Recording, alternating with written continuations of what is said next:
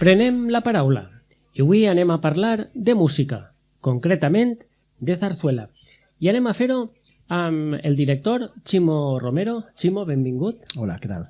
I amb la soprano Raquel Roig. Benvinguda. Gràcies. Zarzuela. N'hi ha un dit que diu malos tiempos para la lírica, ¿val? Però vosaltres heu encabotat en que no. Val? I lo primer que és que vull que m'expliques què és Temps de Sarsuela. Bueno, la companyia és una companyia que la varen formar fa 2 anys. Abans de la pandèmia ja teníem el projecte de començar, però bueno, ahí se paralitza tot. I en el 2021 vàrem estrenar un espectacle en València Capital, en el Teatre La Placeta, Nuestra Zarzuela. I el format de la companyia pretén fer arribar al públic de sarsuela de tota la vida, però en les condicions com sempre s'ha fet la sarsuela, en un format complet. I què és un format complet? Pues tindre una orquestra sinfònica, un coro quan ho necessitem, uns cantants, uns actors, que és una part importantíssima en la part de la sarsuela, no sols és música, n'hi ha molta part actoral, uns tècnics per darrere que van treballant tot el tema de vestuari, de regidoria, de que tot funcioni perfectament, tot el tema tècnic. I això és un poquet tot el que és el dibuix de la companyia. De fet, la primera interpretació de Nuestra Zarzuela, com estàvem en coronavirus, vàrem fer unes enquestes per redes socials i el mateix públic és el que ens va fer el programa que després vàrem representar i seguim representant-lo, les romances que més s'agradava de tenor, la boda de Luis Alonso, les romances que més volien de soprano, de barítono, i així varen conformar este programa tan atractiu que el fem en el vestuari original i típic de cada sarsuela. Ximo, hi ha una qüestió que des d'aquest punt de vista jo em fique a pensar i jo dic, val, això que acabes de dir és la perfecció, és a dir, una companyia que fa sarsuela, que ho fa tot bé, però a nivell empresarial això com se sosté? Pues no se sosté. No se sosté. La veritat és que jo soc un apassionat, un il·lusionat d'este món que veiem que n'hi ha un buit, així a València no n'hi ha ninguna companyia en estos paràmetres. I vàrem decidir pegar el pas i al principi és tot invertir perquè després també n'hi ha que gravar l'espectacle, començar a distribuir-ho, fer moltes coses i empresarialment no té ningú benefici.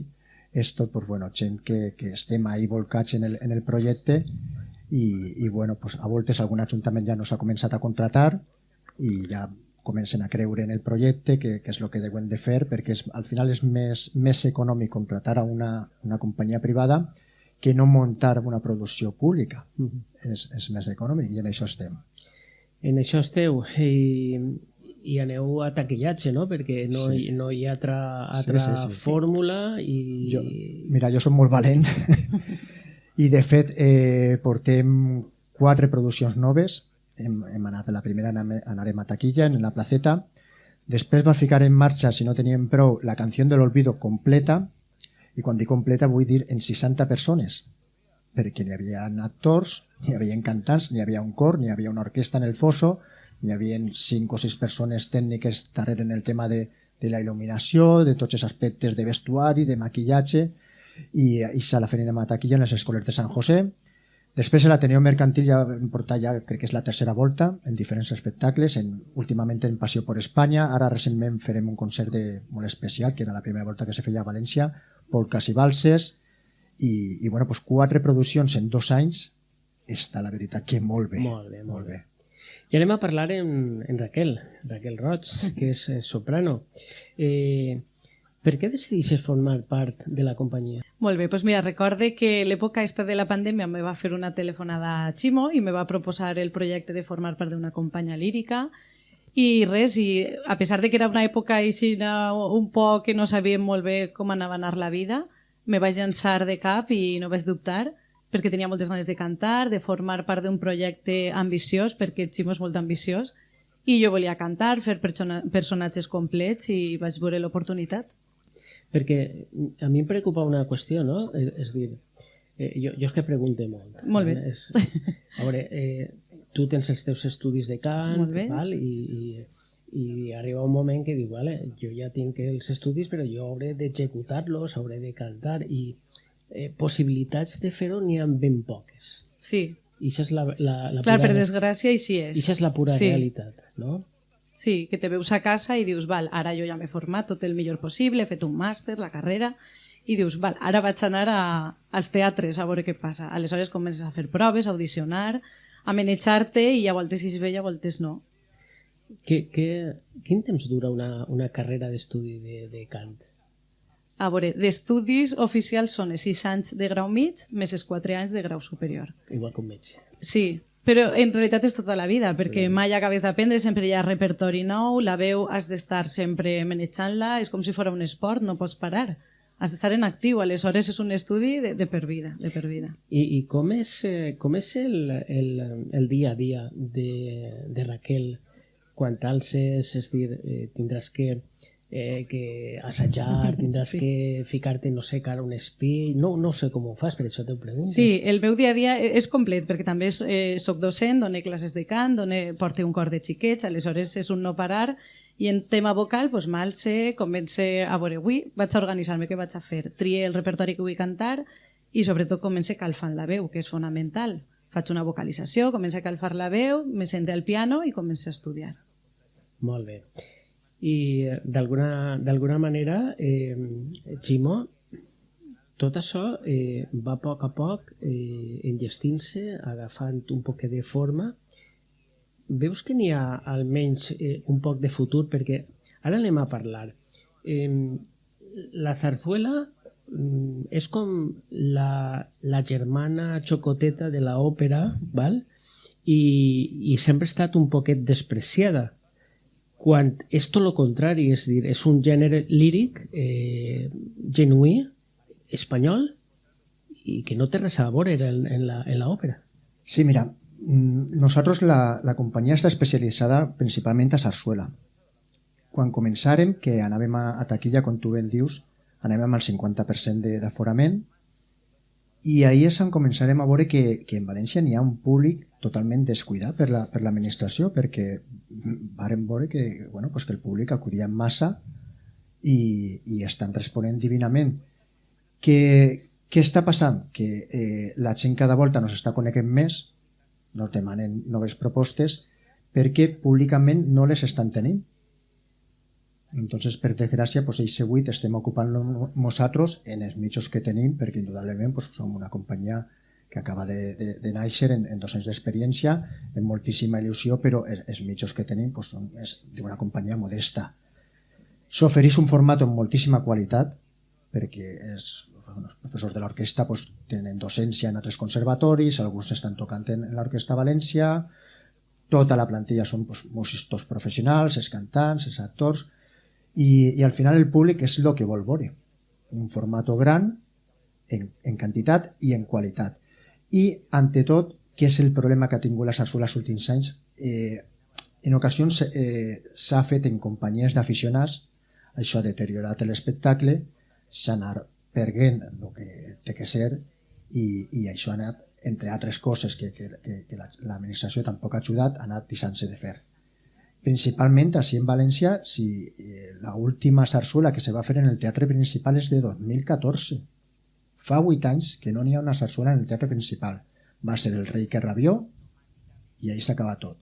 Si mires la programació del Palau de les Arts, pots entrar, qualsevol persona, i veu apartat de sinfonis, apartat de flamenco, apartat de dansa, apartat de lied, altres músiques valencianes, n'hi ha de tot, menys sarsuela. Quan sí que n'hi ha públic, que és on jo vull insistir, hi ha un públic que no l'anem a canviar, que és el públic de tota la vida de sarsuela, majoritàriament major, perquè nosaltres ho veiem en els espectacles que portem, i que volem veure això, volem veure-ho, i ahí estem oferint el millor que podem.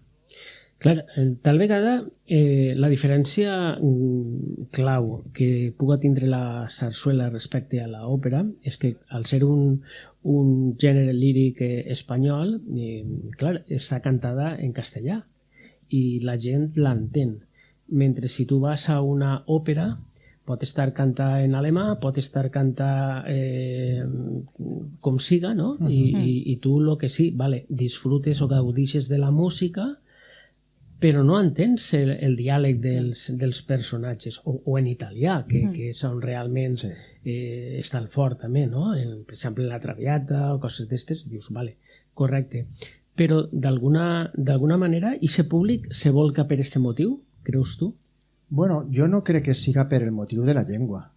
Jo pense que la sarsuela sempre és més divertida que l'òpera. L'òpera són tot drames, digamos, no? Al final hi ha algunes òperes còmiques, però la majoria són tot, mentre que la sarsuela sempre hi ha la seva part graciosa, la part de comicitat, la part popular, que són històries pues, que transcorreixen que si en la Manxa, que si una jota, que si tal... I jo crec que és el que això pues, el públic se veu més identificat, no? I al final on tenim que fer la sarsuela? Si no la fem nosaltres, així a Espanya, així a València, qui la té que fer? I qui millor que nosaltres. Al final el tema de l'aparat oral, pues clar, és el que diferencia principalment a l'òpera. La sarsuela és música i parte hablada. Sí, sí. I això és el que tenim que promoure i bueno, pues anar tots a una. Raquel, quina seria la zarzuela, la peça que més difícil d'interpretar has tingut en partitura? En partitura diria la romança de En un país de fàbula. És molt exigent a nivell vocal perquè simula el cant d'un ocell, aleshores has de tindre una veu molt agudeta i fer-ho molt bé. I després sí que he de dir que cada romança aporta una cosa, perquè igual una és més lírica, una menys lírica, una més lleugera, aleshores totes tenen la seva dificultat.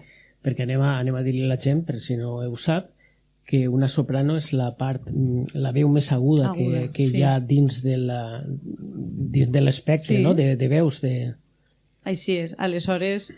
Sí, però com t'estava dient, jo penso que totes les romances tenen alguna dificultat. I és un repte per a la cantant en aquest cas.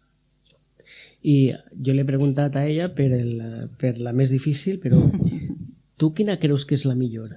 La millor, mira, jo especialment, i sempre ho portem en el programa, nosaltres som uns apassionats del mestre Serrano. El nostre mestre valencià, per excel·lència, de Sueca, probablement no, segur que és el millor compositor que ha donat València en tota la història. I ja no sols per totes les sarsueles que va fer 51, algunes més conegudes i altres encara per estrenar i per editar. Ara que se va celebrar el 150 aniversari d'ell, estaria bé que tot això se farà algo de patrimoni. I per què Serrano? Pues perquè ha sigut tenia una facilitat per a compondre melodies. En totes les sarsueles n'hi ha melodies que les pots tararejar. Tenia molta facilitat. De fet, n'hi havia en la seva època, Amadeo Vives, té una anècdota molt curiosa de Serrano que diu: si Pepe Serrano supiera más solfeo, en Espanya solo comería él. És a dir, a pesar de les seues limitacions en els estudis del conservatori, era una meravella el que composava. Dificultat, bueno, la sarsuela n'hi ha que seguiràs cantant i saber en tot moment portar a l'orquestra en conjunció en ells. I bueno, pues, és tot fer-ho en la seva gràcia i en la seva distinció que n'hi ha que fer, però no n'hi ha sarsuela difícil si n'hi ha un treball fet darrere. La veritat és que la sarsuela és un gènere líric que podríem dir-ne que és una música teatral o podríem dir-ne que és un gènere musical teatralitzat, no? És a dir, les dues qüestions cabria la definició, no? Mira, és el teatre líric espanyol. Sí. I en aquestes tres paraules està tot definit. Teatre, importantíssim, líric, per la part musical, i espanyol, pues perquè indudablement el 99% estan escrites en la llengua castellana. Hi ha alguna sarsuela també escrita en valencià, però estem parlant de percentatges mínimes. Clar, pensem que tot això, l'època d'esplendor és de finals del 1900, principis de 1900, que indudablement pues és el llenguatge que utilitzaven els compositors. Però jo crec que el tema de la llengua té que ser una cosa, pues bueno, pues igual que escriuen, com bé has dit abans, l'òpera en italià o en alemà o en francès, doncs així tenim la sarsuela. Fija't, quan fem alguna antologia, nosaltres sempre, no sols fem la part musical. El públic vol que li conten alguna història. I sempre n'hi ha un actor que va fent un fil conductor pues, contant el que acaben d'escoltar o perquè això, i això ho agraeix el públic, i al final pues, bueno, és un treball d'elaboració molt més costós, però que estem veient que té un resultat que no és el típic concert una darrere l'altra. Raquel, com que tots els integrants de la companyia sou professors, teniu la docència i la part de docència, com feu els assajos? Això ja és com si diguem anem a descansar un poc de la docència i anem a... Mira, sí que és cert que tots els músics, amateur o professional, pense que tenim la coseta esta de l'escenari i de fer coses dalt d'un escenari. Aleshores, la docència està molt bé, ens agrada, ens aporta moltes coses, però on realment estem còmodes, en general, pense, és dalt d'un escenari. Aleshores, és difícil per a quadrar tots, però és qüestió d'organitzar-se molt cap de setmana, per exemple, que no estem treballant, i tots coincidim en això, que tenim moltes ganes de pujar dalt d'un escenari, de fer música i fer-ho el millor possible. En quin lloc t'agradaria cantar? Sarsuela, claro. Bueno, estem a València, jo com a bona valenciana, el teatre principal m'agradaria molt, en l'Olimpia, els teatres reconeguts d'ací, Palau de Congressos, tots estos m'encantaria cantar i òbviament en el Palau de les Arts. La zarzuela, t'he de dir que naix en el Palacio de la Zarzuela, el que passa que tindrien que tirar ara fora els reis per que cantareu vosaltres, vull dir que això també seria un xicot de problema ara d'ordre, no? Sí. Molt bé. Futur, quin futur tenim? Respecte al gènere? No, respecte al gènere i respecte a la companyia. Mira, la companyia, nosaltres estem molt il·lusionats i molt optimistes, anem creixent dia a dia. Fija't, ara mateix tenim l'Ajuntament de Ribarroja, anem a representar allí la canció de l'Olvido completa. Nos han cridat d'un poble de Tarragona, La Canonja, en Catalunya, se va fer també sarsuela, l'espectacle Nostra Sarsuela, el va veure el programador per allí, i li arriba la informació i bueno, molt interessant, i nos ha contratat també per a fer l'espectacle que portem. Este és en vestuari típic de cada sarsuela, i ara el 2023 en febrer anem a estrenar una antologia que va ser del Mestre Serrano, va ser el 90% del programa d'obres de sarsuela d'ell. Acabarem també en alguna peça que ha composat que no és sarsuela però ja que és l'homenatge a ell. I per què l'homenatge a ell? Perquè va néixer en 1873 i en 2023 se compleixen 150 anys del seu naixement a Sueca, i bueno, no sé si l'administració va fer alguna cosa, però nosaltres com a companyia pues sí que ho anem a fer. Respecte a la sarsuela en general, quin futur té? Si l'administració cada volta ho desprecia més, pues futur ningú. Bé, i seguim en aquestes preguntes que a mi m'atrauen, no? Igual que m'atrau el somriure de Raquel. L'hivern és el principal problema per a una cantant, perquè no ho sé, com si s'hau de tapar molt, si se suda molt, després s'agarreu refredats, la gola... És l'època complicada, perquè ja no només jo, sinó el meu voltant, doncs això, els refredats, que és molt típic ara, però bueno, simplement és qüestió de cuidar-se més. Jo, com me veus, porto bufanda, sempre vaig cuidant-me la gola, m'imagino que tu també, i res, és una època complicada, sí. Sí, és que tenim l'eina de treball en la veu, ho tenim mal això. Sí, s'hem de cuidar una miqueta més que la resta. Molt bé. I antes hem dit el lloc on t'agradaria cantar, però quina zarzuela no has cantat i dius, esta m'agradaria? És difícil la pregunta, perquè hi ha tantes que m'agradaria fer moltes més de les que he fet, però tal volta... Bueno, la canció de l'Olvido és una de les meues. Per això, quan el mestre me va proposar fer-la sencera, la veritat és que per a mi va ser un regal, perquè m'encanta el paper de Rosina en este cas, que és el personatge principal, i la veritat que m'ho ha acertat. Però bueno, així com a demanar, la del Manojo de Rosas també seria una de la sarsuela que m'encantaria fer-la sencera, el personatge. Ja veus la canció de l'Olvido, la del Manojo de Rosas, és dir, són tot que a tots mos sona, però ara tindríem que dir-li a la gent quan s'heu anat a veure-ho. Clar. I això és el tema. Això és la qüestió, sí. Això és el tema i la qüestió. Bé, d'alguna manera, el que sí que tenim que fer, des d'ací volem fer-ho, és llançar un missatge per a que la gent s'implique, la gent vaja, d'alguna manera, que participe de la sarsuela, que participe d'una qüestió molt important. És de la música i de la veu en directe. Això és fonamental. Correcte. I aquest seria el missatge principal. Sí, perquè el públic, ells ho saben. Quan acaben de veure un recital dels nostres, un espectacle, ixen carregats les piles. És una espècie de farmàcia de que dius, això me va a mi a donar una energia positiva, i ixen tots i totes molt carregades d'energia positiva, i és el que dona la sarsuela. Sempre és alegria, sempre. I se nota l'alè del públic quan estàs cantant i veus ahí, dius, estan pendents, soc en aquest moment jo la protagonista, és dir, ixe nervi... Estàveu parlant i estava jo mossegant-me la llengua perquè volia dir que, per exemple, la canció de l'Olvido, la romança més coneguda és Marinella, que és molt coneguda i la gent la coneix. I no hi ha res més bonic que estar cantant i escoltar de fons aquesta romança. La gent l'està cantant. L'està tararejant. Sí, l'està tararejant. I és que això és molt, molt bonic, i passa en moltes romances, perquè la gent ho coneix.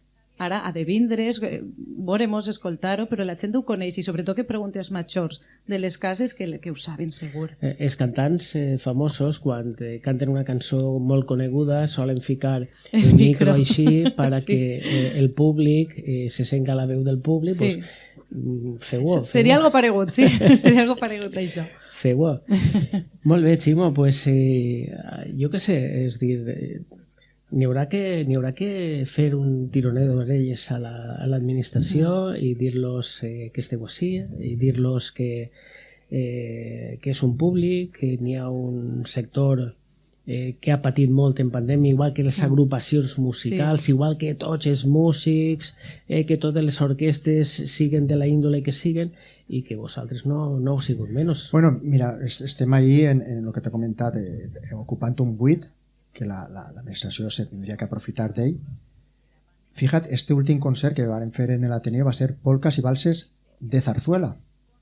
I per què este programa? Pues mira, jo l'any passat, ja quan arriben aquestes dades, veig que l'1 de gener és el concert de Nadal de Viena, però no deixa de ser sempre el mateix. La família Johann Strauss, que tot això està molt bé. I bueno, jo durant aquest últim any començo a investigar, n'hi ha repertori, una barbaritat, i varen fer una selecció instrumental en aquesta ocasió, que pensava ser el millor, que no portar cantants anava a ser, pues bueno, vàrem omplir l'Ateneo. Va ser un concert en l'orquestra i el ballet de la companyia, en un guió també, molt ben fet, i varen fer valses, polques, xotis, preludios, del mestre Chueca, del mestre Serrano també, de valsos. Obriguérem en l'obertura del tambor de Granaderos de Chapí, el vals de la corte del faraón, de Vicente Lleó, de Torrent. El públic va eixir entusiasmat, i el que te volia comentar és que era la primera volta que se feia a València.